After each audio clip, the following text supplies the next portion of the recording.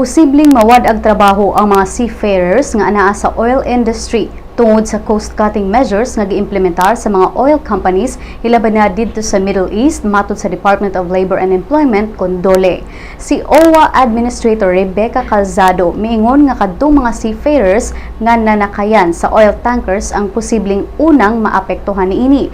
Apan giangkon ni Calzado nga adunay taas nga demand sa mga sea-based workers ilabi na sa mga Pilipino kinsa nailhan na sa kalidad sa ilang trabaho.